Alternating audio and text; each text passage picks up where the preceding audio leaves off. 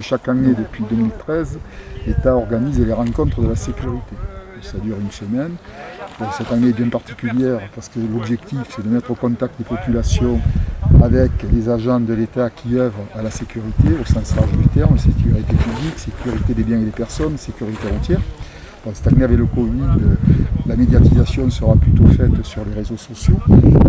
Et ceci étant, c'est quand même l'occasion donc de mettre en valeur les équipes, les agents qui travaillent à cette sécurité.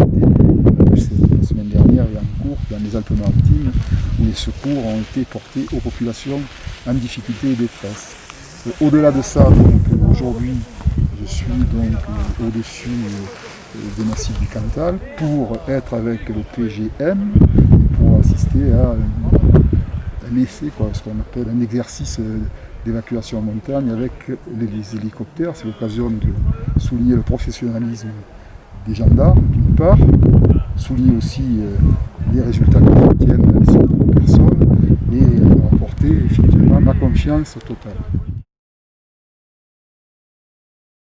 On va sur un exercice montagne, donc, dans le massif du Laurent, dans le Cantal. Donc, la gendarmerie est bien présente sur ce spectre de mission. Donc, on part d'une tragédie en 1956 avec deux adultes qui décèdent sur l'ascension du Mont Blanc avec une météo très défavorable et avec des secours notamment qui sont très mal organisés. Et en fait, les deux alpinistes meurent alors que tout le monde a les yeux braqués depuis les cérémonies sur eux. Et donc c'est le déclic qui permet de créer des unités spécialisées de façon à organiser le secours en montagne sous l'égide du préfet. Donc en 58, la première unité est créée. Et donc depuis ce temps-là, la gendarmerie s'est organisée pour assurer le secours, je dirais même le sauvetage de toutes les personnes en montagne, donc un milieu très difficile bien sûr aussi, qui nécessite d'être aguerri, d'être formé, entraîné. Et donc on a 21 unités de gendarmerie qui sont sur l'ensemble du territoire métropolitain, en Corse, à La Réunion, et qui assurent cette mission de sauvetage. Alors que le sauvetage, effectivement, ça comprend l'avant, toute la police administrative de recherche des personnes, la mission de secours en elle-même, et ensuite la mission judiciaire, des investigations qui permettent de déterminer éventuellement la responsabilité des uns et des autres, notamment quand on a des écoles, des encadrements avec des guides, donc savoir effectivement qui peut être à l'origine de la blessure, de l'accident ou du décès. Sur le massif pendant toute l'année, ils sont effectifs de 9 militaires spécialistes et de 3 gendarmes adjoints. Nous sommes renforcés aussi, comme dans tous les départements de montagne, par un groupe montagne gendarmerie, c'est-à-dire que ce sont des personnels de brigades territoriales qui, en parallèle de leur activité quotidienne, ont un penchant pour la montagne, passent des qualifications montagne et peuvent renforcer le PGM sur des secours de plus grande ampleur.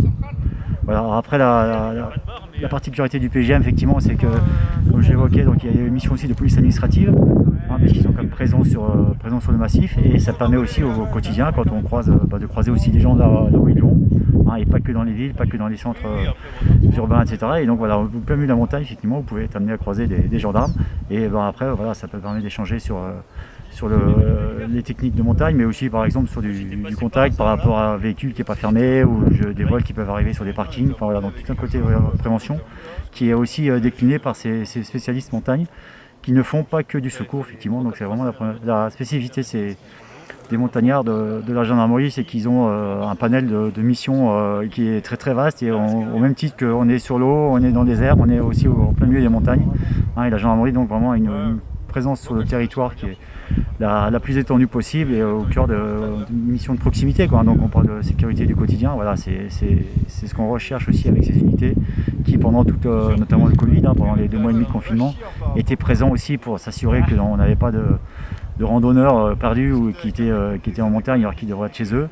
Et puis ça permet aussi d'apporter des renseignements utiles et les guider, les gens qui sont perdus. On est vraiment sur un relationnel à la population très marqué. Et c'est vrai que le milieu montagne, c'est un environnement particulier, mais c'est fait. Pour intégrer un PGM ou un PGHM, il faut d'abord passer le concours sous-officier de gendarmerie, donc 12 mois en école avec une formation militaire et gendarmerie. À l'issue de ça, on est intégré en unité brigade territoriale ou escadron mobile. On passe tous les stages de formation alpinisme et ski au centre de formation à Chamonix, le CNISAG. Et à l'issue de ces formations-là, on est habilité à passer les tests PGHM pour intégrer un PGHM Alpes, Pyrénées, Massif central, Vosges, Jura. Le piège de ces massifs de moyenne montagne, c'est qu'on y arrive sans trop se méfier du relief. Le climat, notamment ici, est particulier. Donc les conseils pour une bonne pratique, ce serait déjà de bien se chausser, bien se vêtir en chaud, en étanche, prévoir une sortie en adéquation avec son niveau physique, parce qu'il n'y a pas beaucoup de dénivelé, mais en cumulé en fin de journée, ça peut arriver à faire une bonne journée de fatigue. De quoi appeler les secours, de quoi se soigner, une petite trousse à pharmacie en fond de sac.